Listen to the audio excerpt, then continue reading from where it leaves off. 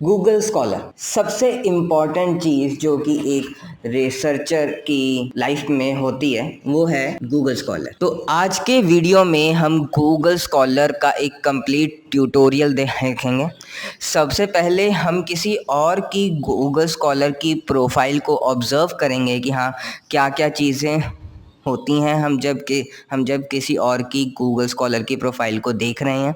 फिर हम खुद की गूगल स्कॉलर की प्रोफाइल को देखेंगे कि उसमें क्या क्या फीचर्स हैं, क्या क्या ऑप्शंस हैं।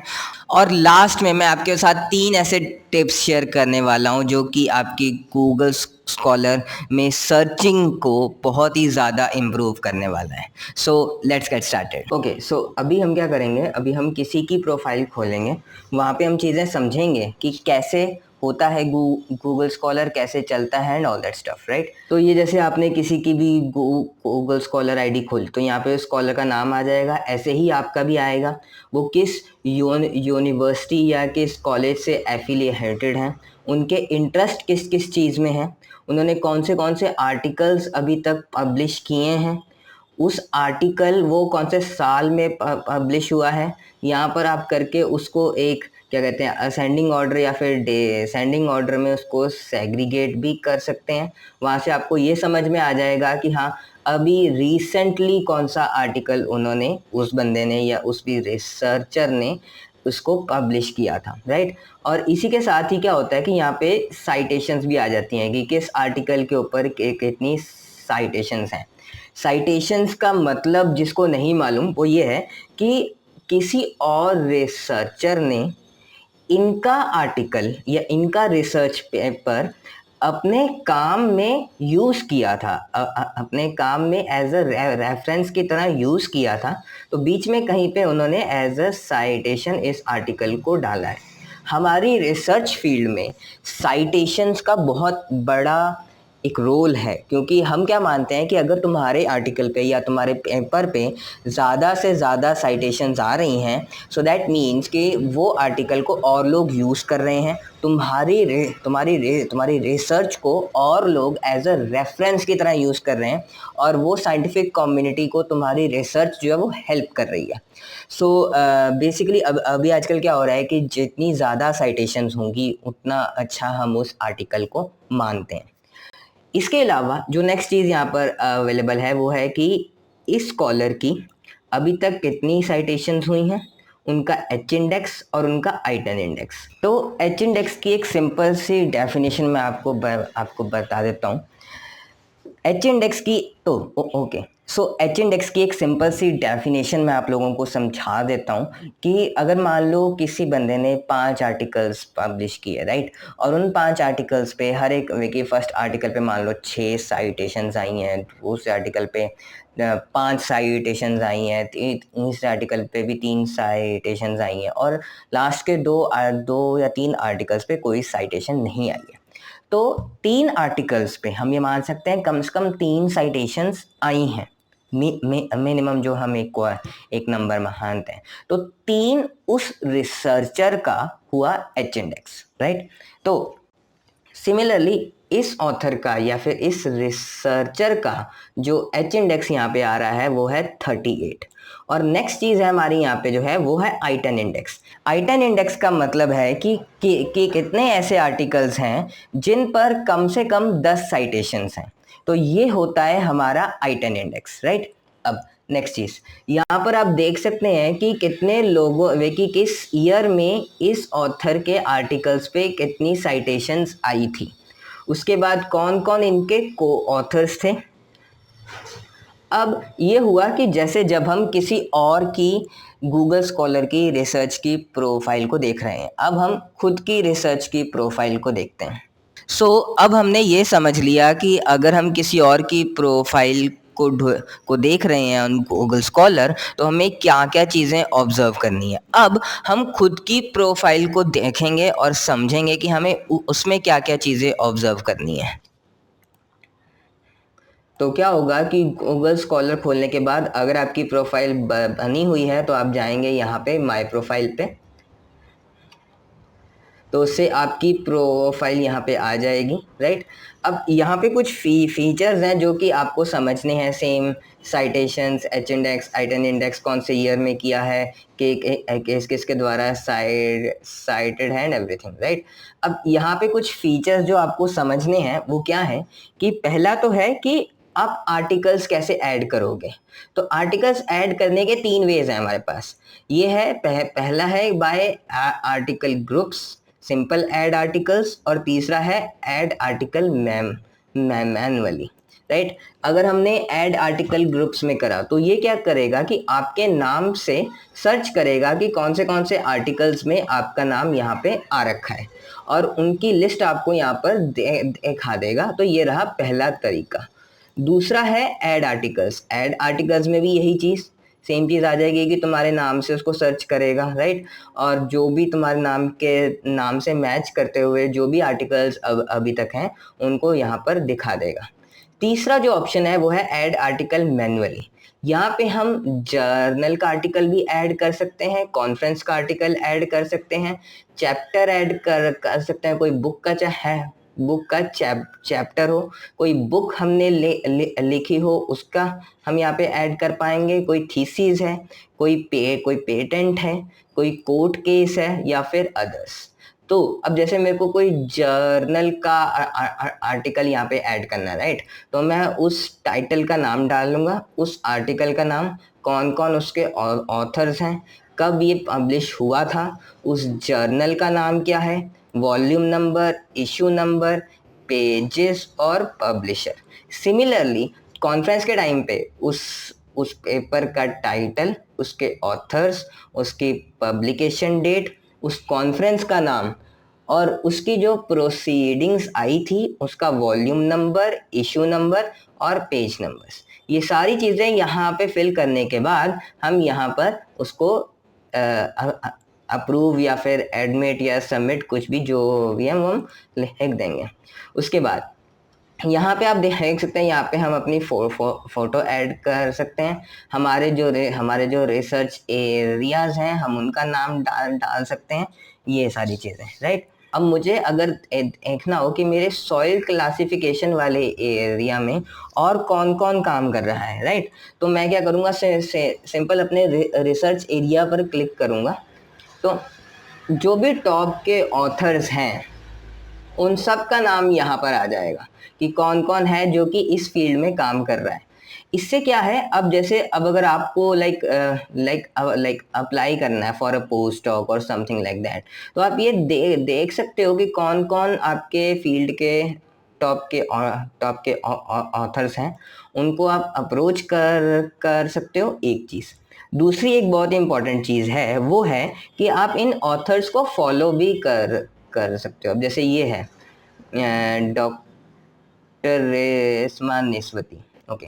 तो मुझे अब इनका इन्होंने जो भी अभी तक आर्टिकल्स अभी तक पब्लिश किए हैं वो सारों के नाम यहाँ पर आ रहे हैं विद द ईयर्स। शो मोर पे करेंगे तो और भी आगे की लिस्ट आ जाएगी अलॉन्ग विद देयर साइटेशंस।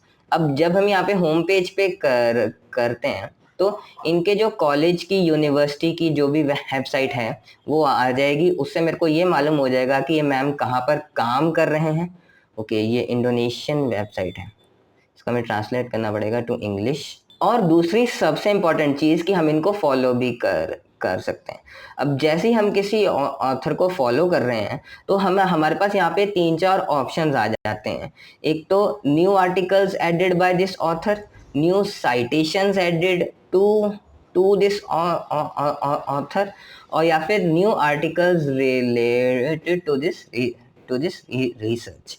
अब मुझे स्पेसिफिकली इसी फील्ड के आर्टिकल्स चाहिए तो मैं सिर्फ यहीं पे क्लिक करूंगा, new articles related to this author's research. आप चाहे तो किसी और पर भी कर सकते हैं, और वो करने के बाद फिर डन। तो उससे क्या है कि जब भी इनके फील्ड से जुड़ा हुआ कोई भी ऑथर, कोई भी आर्टिकल पब्लिश होगा तो मुझे मेरी ईमेल आईडी पर एक ईमेल आ जाएगा in the form of N alert. अब अब कौन से अलर्ट्स आपने, ये हुआ सारा होम पेज का जो भी हमें चीज़ें चेक करनी थी। अब जो नेक्स्ट पार्ट है वहाँ पे हम गूगल स्कॉलर पे एक रिसर्च पेपर को सर्च करेंगे। सो चलो शुरू करते हैं। मैं जैसे सॉइल क्लासिफिकेशन के ऊपर कुछ भी सर्च कर रहा हूँ, सॉइल क्लासिफिकेशन सिस्टम्स। ओके, पहले ये सब समझते हैं, फिर वहाँ पर भी जाएंगे। अब जैसे जब भी हमने कुछ भी सर्च किया है, राइट, तो यहाँ पर हमारे पास एक ऑप्शन आ रहा है सेव का, है ना। तो सेव के ऑप्शन से क्या होगा, जब भी हमने किया तो हमारे पास ये एक लेबल का ऑप्शन आ जाता है, रीडिंग लिस्ट जो हमने बनाया है, एक रिसेंट स्टडीज, या अगर हम कोई खुद का भी तैयार करना चाहें तो मान लो मैंने रिसेंट स्टडीज पे इसको सेव कर दिया। तो बाद में जब मैं यहाँ पे जाऊंगा तो माय लाइब्रेरी में मेरे को वो वाला ऑथर इन ये सारे वो टैग्स जो आप यहाँ पे साइट पे देख पा रहे हो, यहाँ पे मेरे को वो आर्टिकल जो है वो मिल जाएगा। और भी जो आर्टिकल्स मैंने सेव कर रखे हैं वो सारे के सारे मेरे को यहाँ पर मिल जाएंगे, राइट। तो ये सारी चीज़ें थी। अब नेक्स्ट चीज़ पे आते हैं, जो कि है जब हम यहाँ पे सर्च कर रहे हैं। अब जब हम सर्च कर रहे हैं तो यहाँ पर हमारे पास बहुत से ऑप्शंस हैं। पहला है टाइमिंग का। कई बारी क्या होता है कि हमें ये चीज़ देखनी होती है कि जो आर्टिकल्स हम यूज़ कर रहे हैं वो नए हों, वो रीसेंट हों, या हमारे को कभी कभी स्पेशली ये बोला गया होता है कि लास्ट के 2-3 साल के आर्टिकल्स को ही आपको यूज़ करना है, उनसे पुराने आर्टिकल्स को मत यूज़ करना। तो ऐसे केस में ये वाला फीचर बहुत ही काम आएगा, जहाँ पे हम टाइम का एक रेंज से सिलेक्ट कर पाएंगे कि कौन से रेंज के आर्टिकल्स हमें चाहिए। तो जैसे कि आप यहाँ पे देख सकते हैं हमारे पास सिंस 2022। अब अगर हमें इसी साल के आर्टिकल्स चाहिए इस स्पेसिफिक कीवर्ड पे तो वो हमें मिल जाएंगे, राइट। तो जैसे हमने इस पे क्लिक करा तो हमारे पास ये सारे आर्टिकल्स आ गए। अब अगर हमें सिर्फ रिव्यू आर्टिकल्स चाहिए तो वो हमें यहाँ पर मिल जाएंगे। और अगर हमें कोई अलर्ट क्रिएट करना है तो वो यहाँ से हमारा हो जाएगा, राइट। अब अगर हम अब देखिए सिंपल, हम कोई आर्टिकल्स को सर्च कर रहे हैं तो यहाँ पे 3-4 ऑप्शंस हैं हमारे पास, 3-4 फीचर्स हैं जो कि गूगल स्कॉलर के द्वारा हमें दिए गए हैं। पहला जो हमने बात करा सेव का, दूसरा साइट का। अब मान लो ये वाला आर्टिकल जो है वो आपको आपके रिसर्च आर्टिकल में इसको डालना है, राइट। तो आप जब भी ये साइट पे क्लिक करेंगे तो यहाँ पर 3-4 तरह के ऑप्शंस आ जाएंगे कि आप कौन से स्टाइल में इसको साइट करना चाहेंगे। अगर MLA स्टाइल में इसको साइट करना चाह रहे हैं तो यहाँ से जस्ट आपको सेम टू सेम कॉपी करके अपने आर्टिकल में डाल लेना है। अगर APA स्टाइल में करना चाह रहे हैं, शिकागो स्टाइल में करना चाह रहे हैं, हार्वर्ड स्टाइल में, वैनकोवर स्टाइल में। और अगर आप कोई रेफरेंस मैनेजमेंट सॉफ्टवेयर यूज़ कर रहे हैं लाइक एनीथिंग, अगर आप लेटेक्स यूज़ कर रहे हैं तो लेटेक्स की एक फाइल आपको यहाँ से डायरेक्ट मिल जाएगी। ये रही आपकी टेक्स्ट की फाइल जो आपको आपके डाटाबेस में डालनी है, राइट। उसके बाद अगर आप एंड नोट यूज़ कर रहे हैं, रेफमैन यूज़ कर रहे हैं या रेफवर्क्स यूज़ कर रहे हैं तो वो सारी चीज़ें। अब नेक्स्ट फीचर, जिन जिन आर्टिकल्स पे कोई ना कोई साइटेशन आ रखी है, लाइक अब अगर हम कोई पुराने आर्टिकल्स पे जाएं तो उस पे कई सारी साइटेशंस आ जाती हैं, राइट। तो हम उन साइटेशन से भी समझ सकते हैं। अब साइटेशंस को यूज़ करने का फ़ायदा क्या है। अब मान लो ये वाला आपका मेजर टॉपिक है कि आप ब्राज़ील की सॉइल क्लासिफिकेशन को समझना चाह रहे हो, राइट। तो अब आपको क्या चाहिए कि ब्राज़ील की सॉइल क्लासिफिकेशन के अंदर ही और क्या क्या काम कर रखा है वो मुझे समझना है, राइट। तो इट्स वेरी वेरी ऑब्वियस कि जिन आर्टिकल्स ने ये वाले आर्टिकल को साइट कर रखा है वो भी कहीं ना कहीं शायद ब्राज़ील की ही सॉइल क्लासिफिकेशन के बारे में बात कर रहे होंगे, राइट। तो अब वो चीज़ आ जाएगी। अब अगर हम साइटेड बाय पे जाएंगे तो जिन जिन आर्टिकल्स ने इस आर्टिकल को साइट कर रखा है वो सबकी लिस्ट हमारे पास यहाँ पर आ गई। अब आप देख सकते हैं आपके पास 111 रिजल्ट्स हैं। अब अगर आपको इन आर्टिकल्स के अंदर भी कुछ सर्च करना है, राइट। अब अगर मान लीजिए मैंने यहाँ पे कुछ भी करा, मान लीजिए सॉइल टाइप्स डाल दिया जैसे मैंने, तो जहां भी जिन जिन भी आर्टिकल्स के अंदर सॉइल टाइप्स वर्ड यूज हुआ है, राइट, अब ये सॉइल को भी सेंस कर रहा है, सॉइल टाइप्स को भी सेंस कर रहा है, अगर वो चीज़ को भी हटाना है, स्पेसिफिक करना है, तो आप यहाँ पे इन दोनों को डबल कोटेशंस में डाल दो। तो जहां जहां भी सॉइल टाइप्स ही यूज हो रखा है, जहां जहां भी सॉइल टाइप्स वर्ड यूज हो रखा है, ये उसको पिक कर लेगा। अच्छा, अब जिन जिन आर्टिकल्स की पीडीएफ ऑलरेडी अवेलेबल है, उनका ऑप्शन यहाँ पे साइड पे आता है आपके पास। तो आप जब इस पे क्लिक करेंगे, एक नए टैब में इसको खोलेंगे, तो इन आर्टिकल्स की पीडीएफ आपके सामने यहाँ पर आ जाएगी, जैसे कि ये अभी लोड हो रहा है। तो ये पीडीएफ, ये पूरा पेपर जो है वो आपके सामने खुलकर आ गया है, राइट। अब इसके बाद जो एक और बहुत ही सही फीचर है गूगल स्कॉलर का, वो है शो रिलेटेड आर्टिकल्स। अब आपको कोई एक स्पेसिफिक आर्टिकल ऐसा मिल गया है जो कि आपकी फील्ड से जुड़ा हुआ है, अब उससे जुड़े हुए और भी आर्टिकल्स जो हैं वहीं पर ही देख सकते हैं। आइए देखें। तो जैसे अब ये फर्स्ट वाले आर्टिकल की ही हम बात करें अगर, राइट, तो यहाँ पर जो ऑप्शन है रिलेटेड आर्टिकल्स, आप यहाँ पे क्लिक करेंगे तो इससे जुड़े हुए और जो भी आर्टिकल्स हैं जो कि सेम ही चीज़ के बारे में बात कर रहे हैं, उन सारों का नाम यहाँ पर आपके सामने आ जाएगा, right. So finally, now it's time to see some of the search tips for Google Scholar. सबसे पहला टिप, जब भी आप Google Scholar में कोई पेपर सर्च कर रहे हैं, इट्स वेरी वेरी इंपॉर्टेंट कि आप उस समय इनकॉग्निटो मोड यूज़ करें। क्यों? क्योंकि क्या होता है कि अब जैसे कभी कभी आपने कुछ सर्च किया, वहाँ पे शो हो जाता है कि वो उस सर्च रिजल्ट का रंग चेंज हुआ होता है, राइट। सो उसमें क्या है कि गूगल को पता है कि आप ये प्रोफाइल को पहले विजिट या फिर इस लिंक को पहले विजिट कर चुके हो, राइट। पर जब हम नया लिटरेचर सर्च कर रहे हैं, वहाँ पे we need to make sure कि पहले जो हमने पेपर सर्च कर रखे हैं वो फिर से हमारे सामने ना आए। तो इस वजह से इट्स वेरी वेरी इंपॉर्टेंट कि आप इनकॉग्निटो मोड यूज़ करो, सो दैट आपकी previous history of the search track ना हो पाए और आपके पास हर बार एक नया और आपके काम से जुड़ा हुआ जो आर्टिकल है वही आए। दूसरा टिप जो है वो है regarding using the keywords carefully. तो आओ उस टिप को देखते हैं। तो जो दूसरा टिप है हमारा, वो बात कर रहा है about using keywords carefully, right.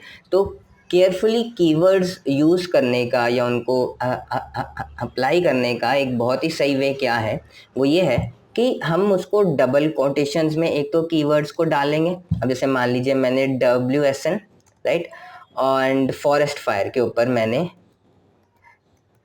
Paper search करना है, राइट। तो अब हम क्या कर रहे हैं, हम यहाँ पे हम एक बुलियन ऑपरेटर यूज़ कर रहे हैं, एंड मीन्स अब हमें वो वाले आर्टिकल्स चाहिए जहाँ पे WSN भी स्पेसिफाइड हो और फॉरेस्ट फायर भी स्पेसिफाइड हो, जहाँ पर ये दोनों वर्ड्स का स्पेसिफिकली नाम लिया गया हो, हमें वो वाले सारे आर्टिकल्स चाहिए। तो ये आपके सामने वो सारे आर्टिकल्स आ गए। अब 7250 आउटपुट्स हैं इसके, जो कि काफ़ी बड़ा है। तो हम क्या करेंगे, अब हमें रीसेंट आर्टिकल्स अगर चाहिए तो हम उसका टाइम रेंज चेंज करेंगे सिंस 2018 सिंस 2021 की, ताकि हमारे पास वो एक बहुत सारा क्लस्टर ना आ जाए, राइट। तो ये था कि कीवर्ड्स के साथ हमें कैसे खेलना है, कैसे उनको हमने ढंग से यूज़ करना है, राइट। तीसरे टिप में हम ये समझेंगे कि कैसे आप अपने फील्ड के टॉप जर्नल्स को ढूंढ सकते हो using Google scholar. So let's see a demo. Okay, तो अब हम इस फीचर का डेमो देखते हैं। यहाँ पे जैसे आप जाएंगे मैट्रिक्स पे, राइट, तो मैट्रिक्स पे आपके पास यहाँ पे ऑप्शंस आता है फॉर पब्लिकेशंस। अब हमें ढूंढना क्या है, हमारे फील्ड के टॉप जर्नल्स। तो पब्लिकेशंस पे क्लिक करने के बाद आप यहाँ पे देख सकते हैं ऊपर कैटेगरीज का ऑप्शन है। अब कैटेगरीज में से आपका फील्ड कौन सा है, बिजनेस इकोनॉमिक्स का है, केमिकल एंड मटेरियल साइंसेस का है, इंजीनियरिंग एंड कंप्यूटर साइंस का है, ह्यूमैनिटीज़ एंड आर्ट्स का है। अब मान लीजिए मेरा इंजीनियरिंग एंड कंप्यूटर साइंस का है, तो मैंने तो अब इस फील्ड से जुड़े हुए जो भी टॉप 20 जर्नल्स हैं वो आपके सामने आ गए। अब उसके बाद आ जाती हैं उसकी सब कैटेगरीज। जहाँ पर और भी सारे फील्ड्स हैं, जहाँ पे मीन्स हम और भी ज़्यादा हम इसको नैरो कर रहे हैं, राइट। तो नैरो में मान लीजिए मेरे को सिग्नल प्रोसेसिंग पे जाना है, तो सिग्नल प्रोसेसिंग के जो टॉप जर्नल्स हैं उनका नाम आपको यहाँ से मिल गया। तो इनिशियल सर्च के लिए कि जहाँ पे आपको बिल्कुल भी नहीं मालूम कि मेरे फील्ड के टॉप जर्नल्स कौन से हैं, वो आपको यहाँ से मिल सकते हैं। हे आई नो ये वीडियो बहुत लंबा हो गया, बट अगर आपने इस वीडियो को एंड तक देखा है तो नीचे कमेंट में डालो I have watched till the and, so that मुझे पता चल जाए कि कौन कौन है जिसने इसको पूरी तरह देख पाए, राइट। और आई होप मेरे ये टिप्स, मेरा ये ट्यूटोरियल आपके काम आया होगा। अगर तो आया है तो मुझे और भी आप बताओ कि आपको और किस चीज़ का ट्यूटोरियल चाहिए। And if you like this video तो इसको लाइक शेयर कमेंट कर देना, और इस चैनल को भी सब्सक्राइब कर ही देना, आ ही गए हो तो मतलब। तो but anyhow, thank you so much, take care.